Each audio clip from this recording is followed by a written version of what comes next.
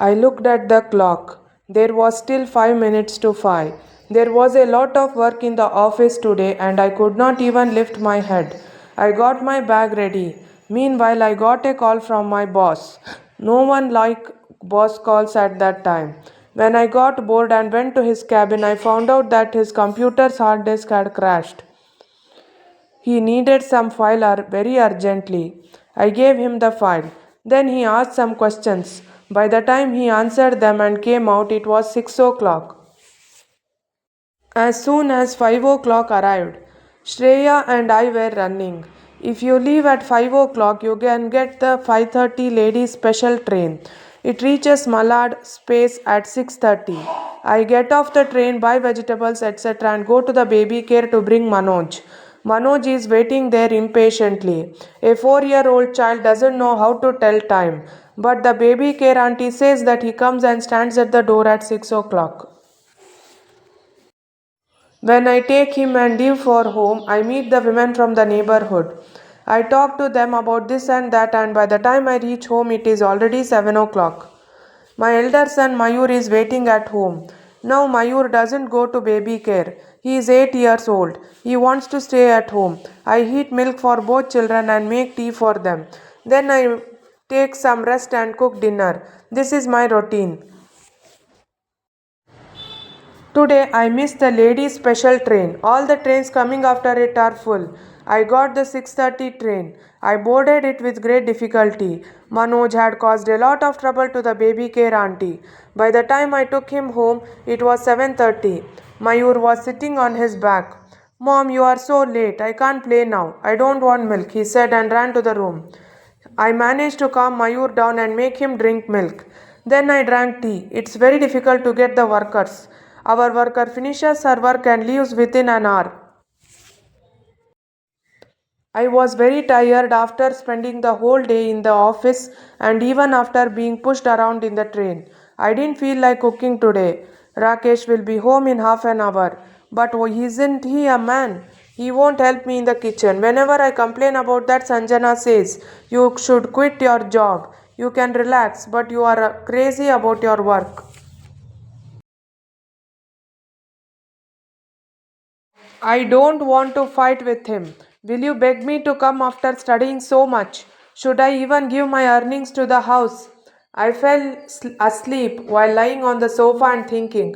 I woke up to the sound of my phone ringing. I didn't feel like picking up the receiver.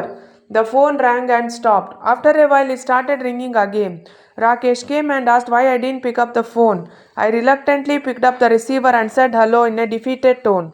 I was startled to hear the words hi friend from there. Rukmini, I shouted. When Rukmini fell in love with me, she used to call me friend. We never left each other. It has been 5-6 years since I met her.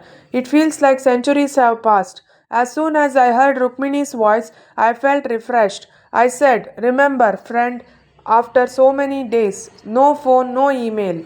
I call now. I have the right to complain, Rukmini said.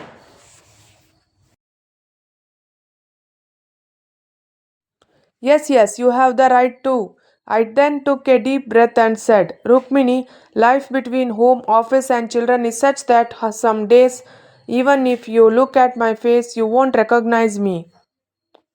I am in the same situation. Listen here. I am not satisfied if I talk to you on the phone. That's why you are coming to meet me, Rukmini said.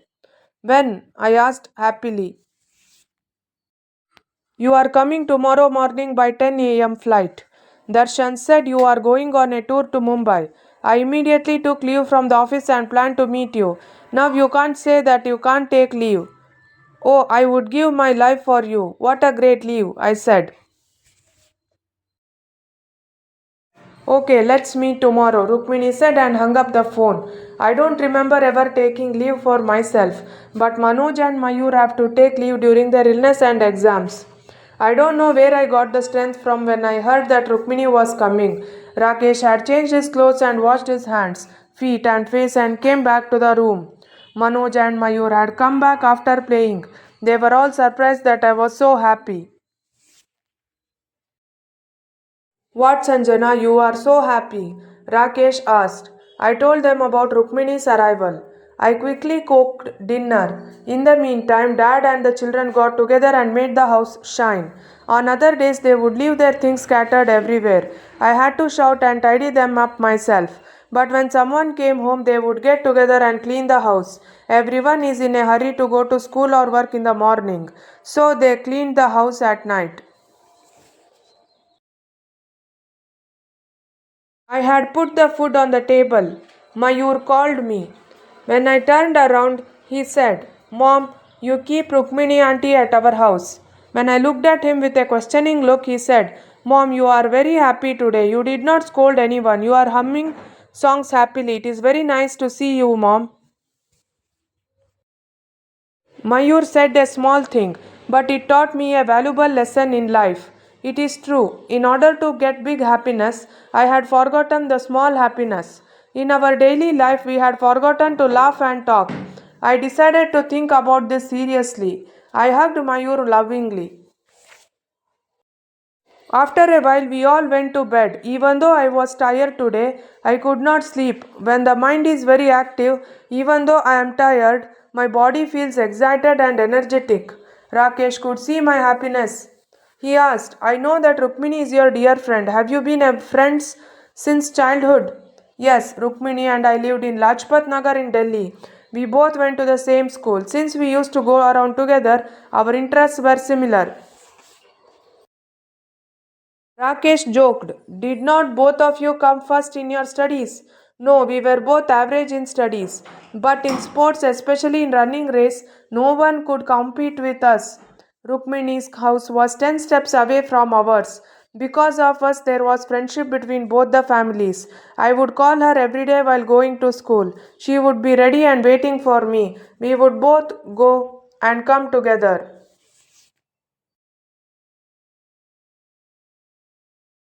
Once, when my mother fell ill, she helped me a lot, from helping with household chores to sleeping with me at night. She was with me until my mother came home from the hospital. Since we used to sit together in school, we used to talk a lot. That's why we were kept separate. Rakesh was listening to me attentively. I continued. Rukmini's house included Rukmini, her younger sister, her parents, and Rukmini's maternal grandmother's two sons. Rukmini's maternal grandmother and maternal grandfather both died in a road accident. So her father was taking care of her maternal grandmother's two children. It was not easy to raise four children in these difficult times. Rukmini had a habit, not a good one, but a bad one. She would often steal 8 annas and 1 rupee from her father's pocket. We were in class 3 or 4 at that time. When she returned from school, she would buy chocolates or other snacks. She would give me half of it. I didn't like Rukmini stealing money. However, I ate what she gave me. One day Rukmini stole 10 rupees. She took some fruits with it. Even though she ate them along with the way, there were more fruits left. Rukmini gave them to me and said, You too eat. When Amma saw us eating fruit at home, she asked where the chepe fruit came from. Then I said that Rukmini gave it to me. Amma got suspicious. Amma knew that Rukmini's mother did not give money to her children. When she immediately went to Rukmini's house and questioned her, she said that I did not give it to her, but Sanjana gave it to her. Amma came home and beat me up badly. Despite all the beatings, I told Amma that it was not me but Rukmini who gave it to me. Amma ran back to Rukmini's house to find out the truth. But no matter how much she asked, Rukmini would not admit that she had stolen the money and bought the chepe fruit. Amma came home and beat me again. Then she admonished me lovingly. When I refused again, she believed that I had not done it. However, she was determined to know the truth. She ran back to Rukmini's house. Amma knew that Rukmini had great faith in God. When she was made to stand before God and told to tell the truth, she could not lie. That day, Amma cried for a long time. She admonished me and Rukmini. Rukmini, you ate the chocolate she gave you that day, hiding your mistake. Mom said that you two have shared in her crime. We will never forget the lesson of that day for the rest of our lives. I said to Rakesh, who had already fallen asleep. The events that followed began to flash before my eyes. That day, my mother had discovered the truth, but today, raising a hand on children is a crime. My mother did not do anything wrong by hitting me. The next day, we were both far apart. But on Monday, when I went to Rukmini's house, she was ready to go to school. We both smiled and talked as if nothing had happened. That's what childhood is like. We should learn from children. Someone rightly said, a child is the father of a man. We were so close that they used to give examples of our friendship in school. When we were studying in our first PUC, an incident happened that turned our friendship into enmity. One day, Anupama, who was sitting next to Rukmini, she had brought a watch. It could tell the time of any country other than ours. Rukmini was curiously turning it over. Then she put it on her hand. When Anupama asked, Rukmini said, I will tie it until evening and give it back to you. Anupama agreed. That evening we went to the playground. While playing there, the watch slipped from Rukmini's hand and fell down. When she found out, she told me. Everyone searched for it for a long time but could not find it. Meanwhile, the bell rang. We all went to our class. Both Anupama and Rukmini were very worried. The teacher scolded us severely when she saw us whispering. Then Anupama told the teacher what had happened. She took us all to the headmistress. On the way, Rukmini told me, Sanjana, you have to save it. Tell her that I gave the watch back to her. I won't give the money for that watch. Dad will be very angry. Please, Sanjana. Anupama cried to the headmistress and said that the watch was her uncle's. He had just come from Dubai yesterday. She told me that I had brought the watch to the school to show my friends. When the headmistress asked me, I could not lie. I told her everything that had happened because I remembered what my mother had said.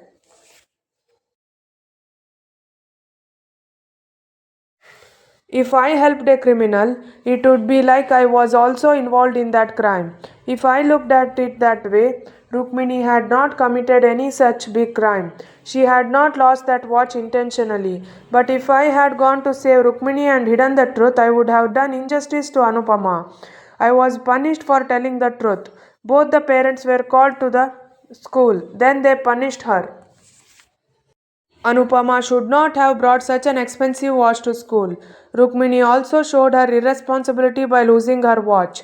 So Rukmini had to pay half the price of the watch. The watch cost rupees 4,000. It was not easy for Rukmini's father to pay rupees 2,000. After this incident, Rukmini got angry with me. No matter how much I said, she could not be appeased. I wanted to give her the money, but she was very self respecting. It was my mistake, I agree, but I did not do it on purpose. You know my father's situation, but you did not help me. From today, our friendship is over, she said. Earlier, an example of our friendship was given. Now we were both enemies. We were not children anymore to forget everything and embrace immediately. Along with her anger towards me, my ego also decided not to talk to her. Not even one of us was ready to start talking.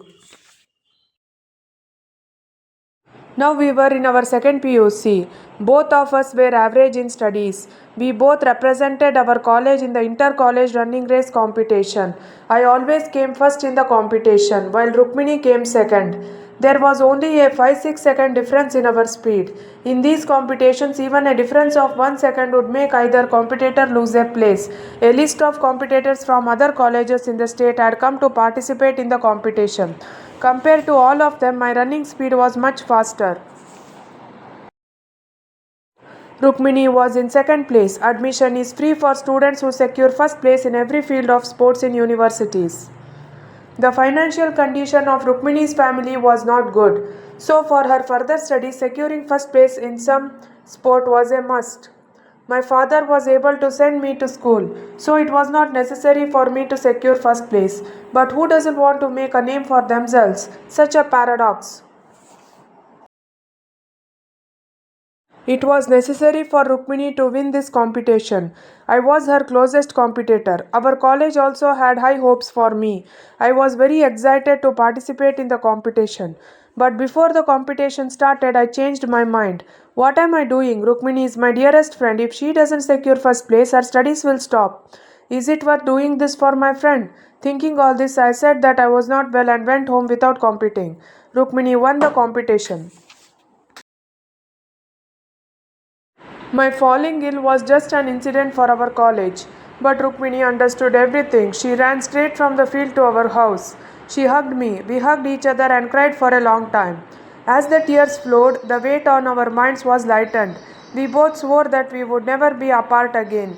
We continued our studies together. I came here because my wedding was in Mumbai. Her wedding was to a Delhi groom. After the wedding, we would talk on the phone for hours. Later, this decreased after the birth of our children. I now feel that no matter how busy we are in life, we should make some time for ourselves. Once I almost lost Rukmini's friendship. I will not make that mistake again. I will tell Rakesh to get transferred to Delhi. If that is not possible, we can meet once a year.